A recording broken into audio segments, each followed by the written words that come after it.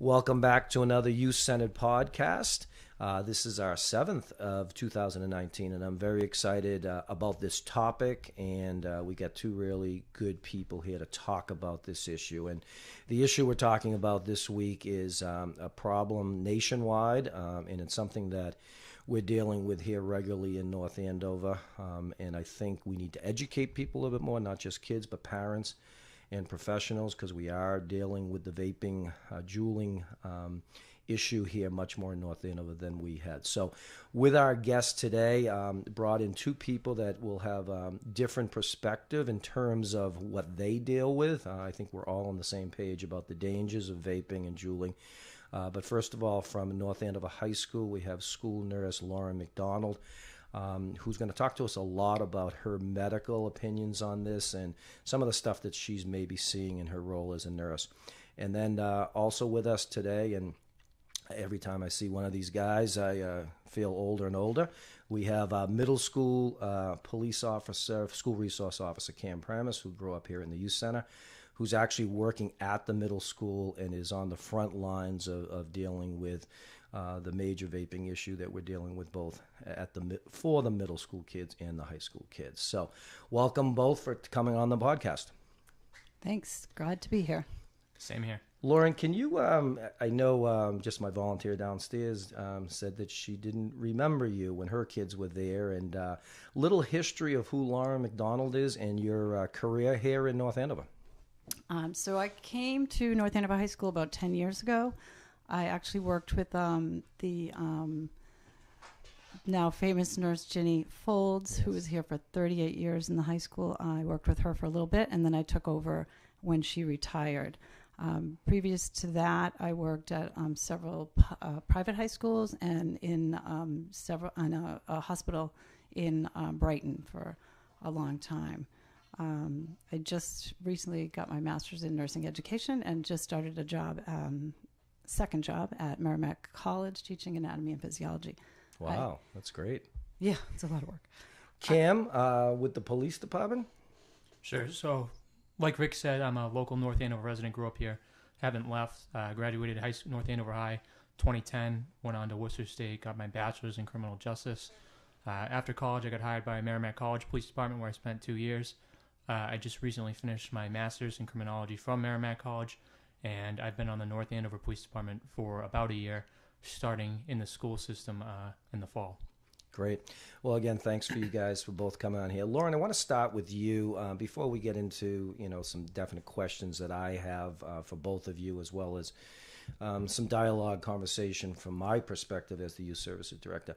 How do you overall see the issue with vaping / Juuling here in North Andover? I feel like it's gotten really out of control lately, particularly this year. That's my biggest concern. My biggest concern is how many teens are using. It's across all social statuses. It's athletes. It's students who are of low socioeconomic background, high socioeconomic backgrounds, kids in the music department. All types of kids are actually using vaping products, or Juuling, as they like to call it. And my concern is for the long-term health effects that these products will do to our children. I feel like we need more education. I think the kids do not believe that it's unhealthy for them or harmful to them. I know they don't, because I've talked to a lot of them about it. They also don't realize that most of these products contain nicotine, and it's addictive. So they're finding themselves unable to stay in class, unable to complete assignments because they have to run out of the classroom and hit the bathroom and Juul. So my concerns are mainly for the long-term health effects that these kids are going to have, and the difficulty they're going to have stopping this. I'm going to dive in with a number of questions for you in a second. Cam, from obviously the police perspective, and you're seeing it firsthand, as we talked off air, Lauren and I are very aware of the high school piece. I've been kind of watching this a little bit at the middle school level, and the last couple of years seen a major increase. From your perspective on the whole vaping, Juuling issue. Sure. So typically with, regular drugs, non-Juul products, non-vaping products, you see that in an older crowd, high school and above. With the Juul, like Lauren said, they don't see the harm in doing it. They think it's harmless. They think it's fun. So it's kind of starting to hit this younger generation at an earlier age, and they're starting in middle school now. Sure. Let's talk a little bit about the police perspective on this. And I think, parents that are going to listen to this need to, hear from definitely on your perspective. In terms of vaping, is it legal for kids under 18 to vape? So possession of a vape for anyone under 18, no, technically not illegal. It's kind of like the cigarettes, right? You can't buy them, but you're not really supposed to have them. So there's a lot of gray area there, right? It's kind of confusing for parents.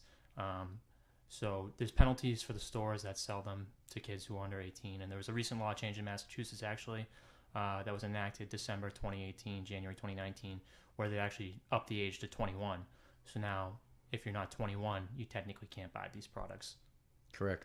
And in terms of the illegalities on school grounds, where does the police department stand on that?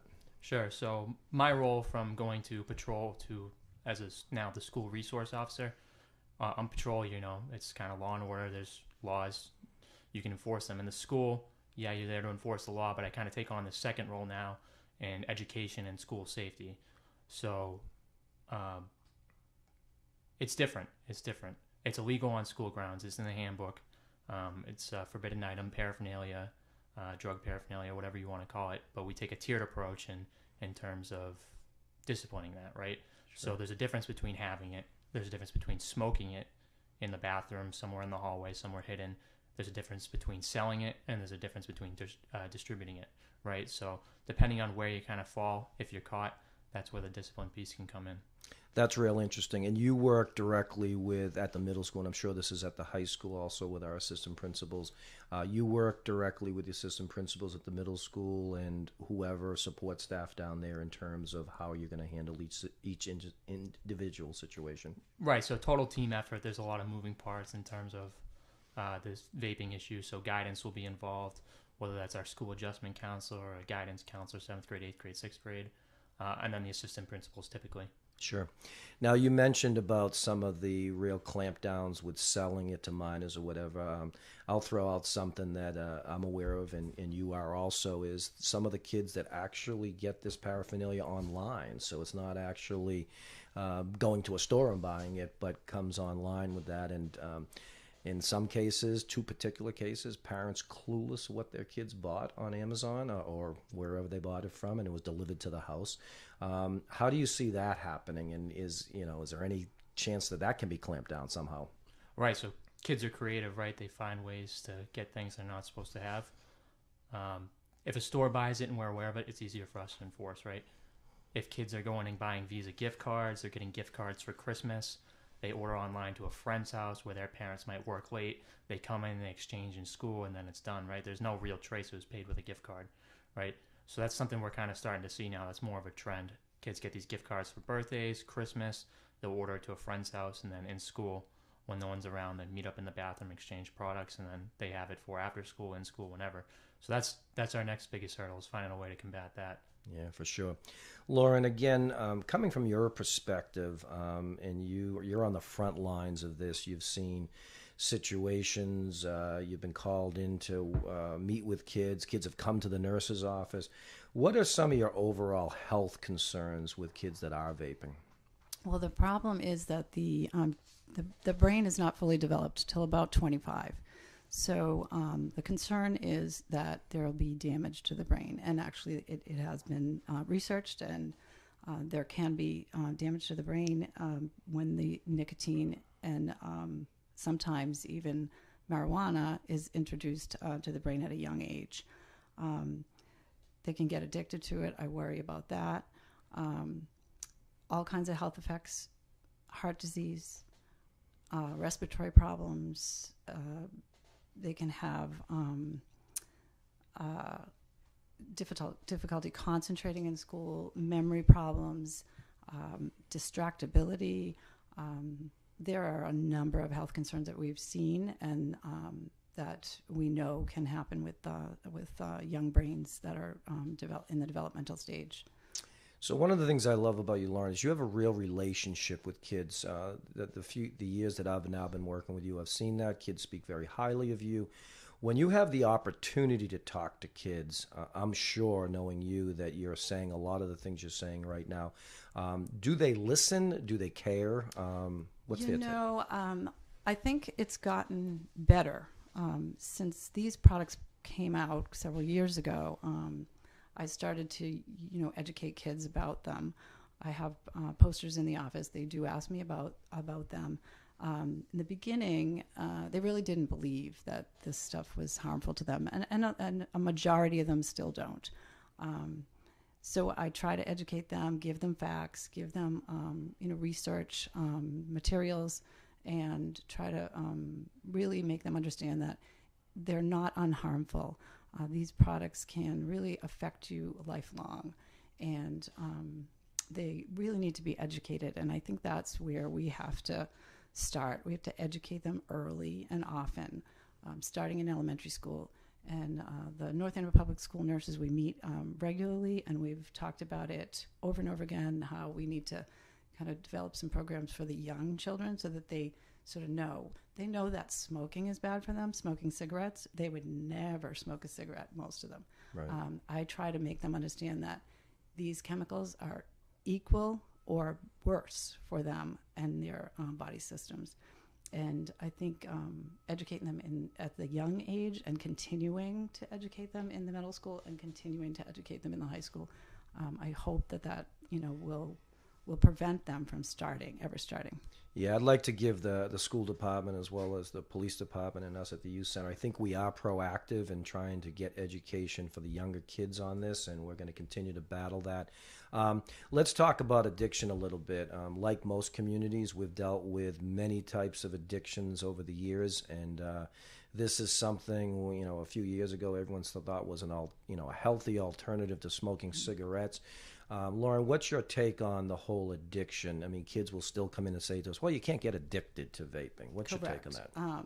And you can. Nicotine affects your brain's reward system, and it in turn makes you need the nicotine to feel good.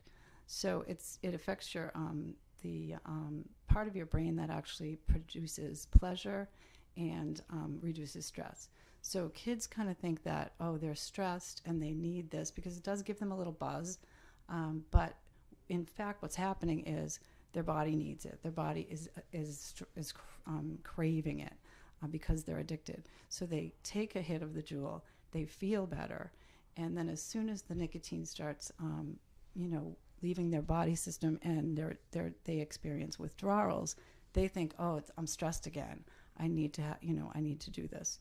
They're not seeing that this is actually an addiction cycle, and they're in the middle of it. Exactly.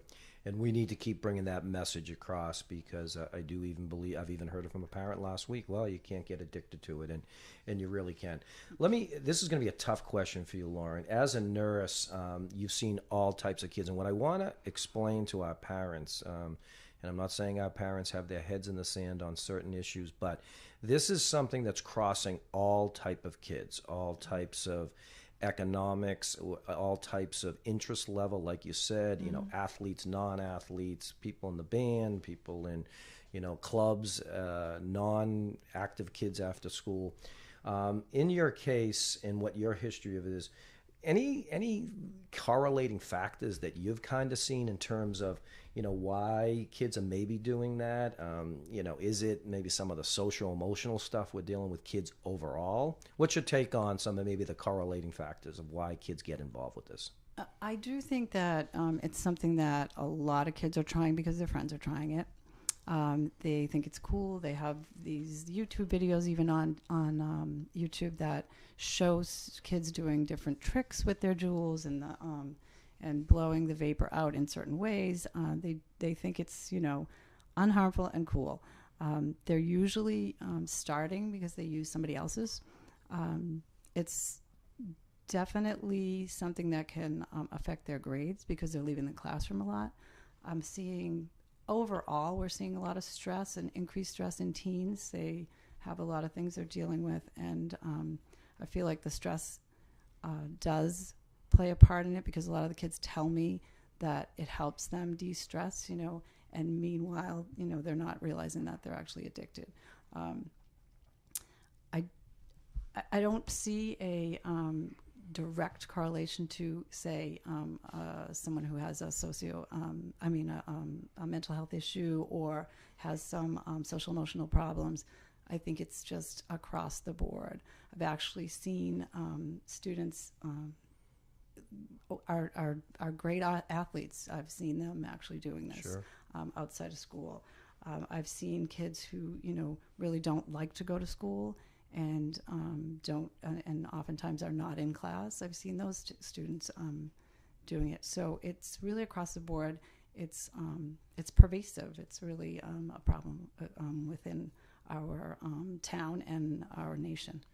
Sure. Cam, in terms of, you've talked about, different ways that discipline will be handed out. If I'm going to ask you, a kid that has possession of it versus a kid that's actually selling it or giving it away at school, can you give an example of what parents and kids should understand in terms of they are in the possession of it or in certain cases actually distributing it?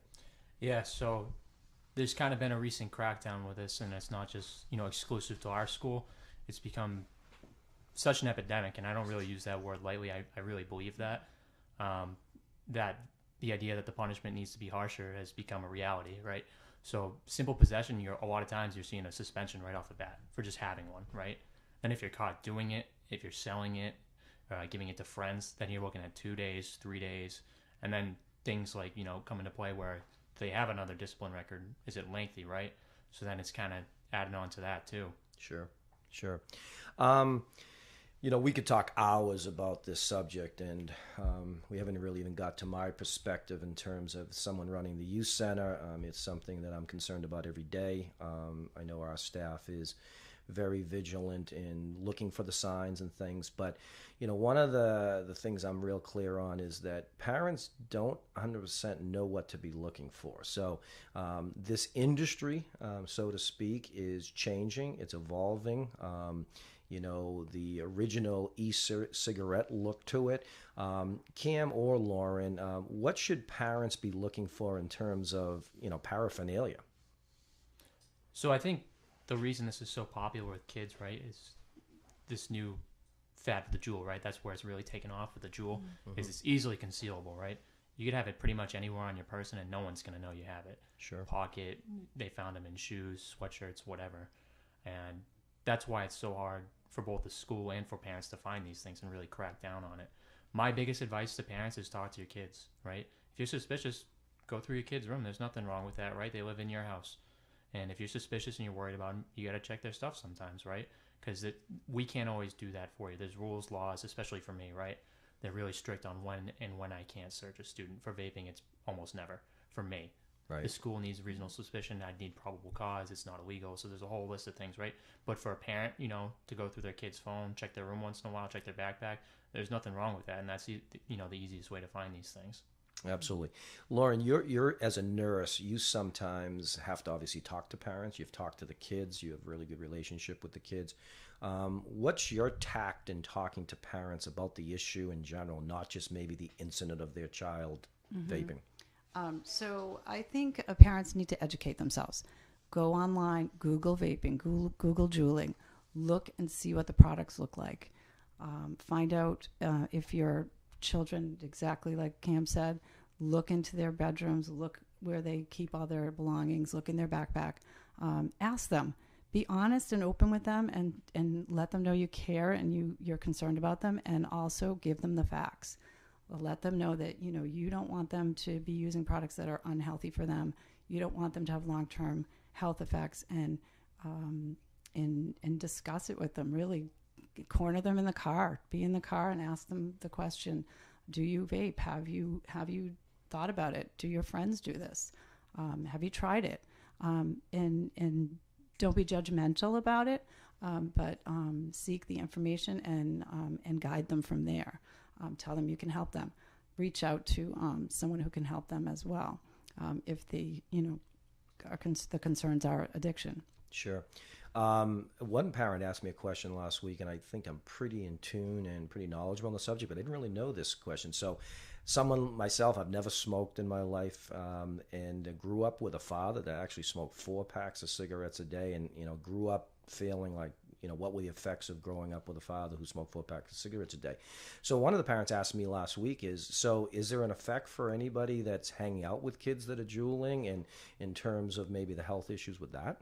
Actually, the secondhand vaping, vapor is actually being researched as we speak, but some of the early research is showing that actually does have chemicals in it that can affect your lungs.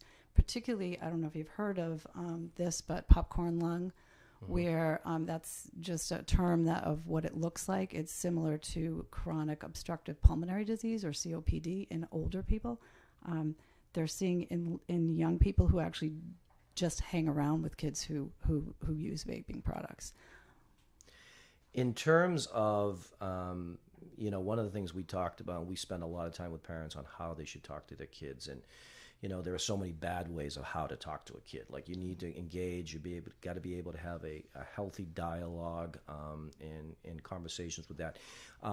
Once maybe a parent comes to you, Lauren, as a medical person, and says, what should I do in terms of getting help, or at least checking on it? Do you have some thoughts on that? Yeah, so there's a lot of good resources online, actually. One website is getoutraged.org, and that one has some great parent resources on it. There's actually a new texting app that you can use as a parent. I actually tested it out as a parent and as a teen. Sure. Just sort of pretended.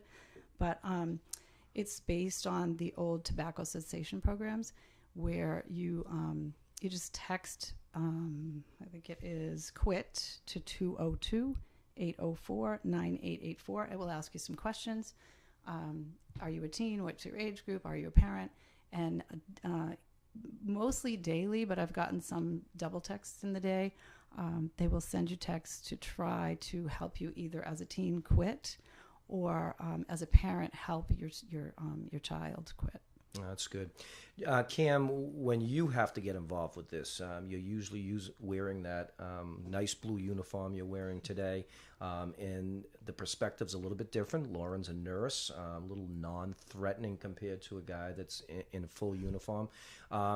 What's your tact with the parents that may say, hey, I need to talk to my kid, or even your role as a school resource officer? One of the best things we ever did in the nation, as well as obviously North Andover, is having a presence and people seeing police officers in a different way.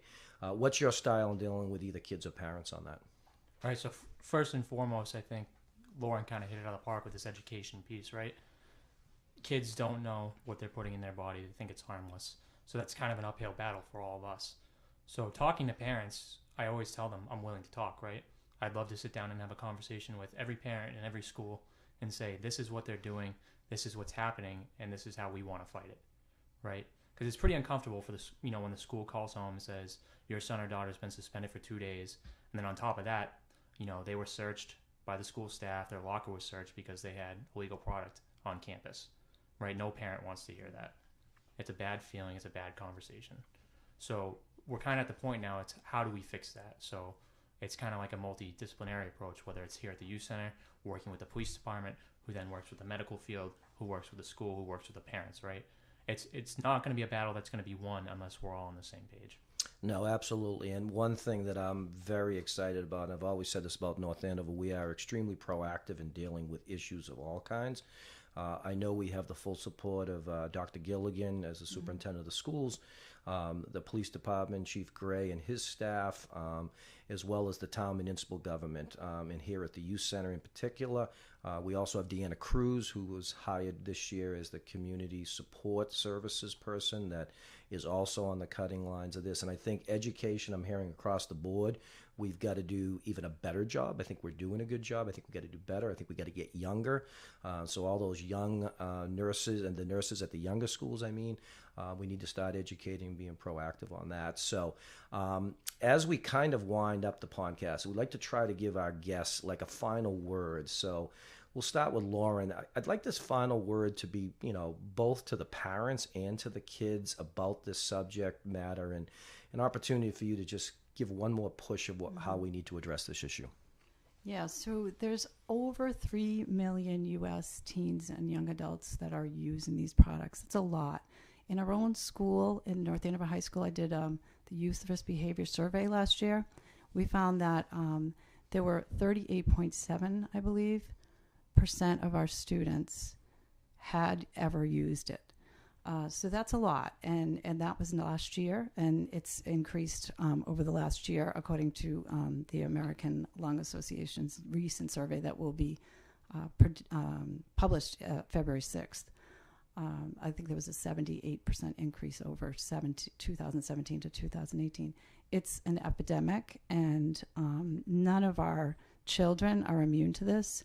I have 5 children of my own, and actually this afternoon I was a little early here, and I went home and got the mail, and I saw a box that was from a tobacco company. I opened it up immediately. It was addressed to one of my children. It was something from the Chicago Wolves hockey team, who happened to be owned by a tobacco company. But I myself, even though I educate my children, I know that every child is at risk to start or to think about it.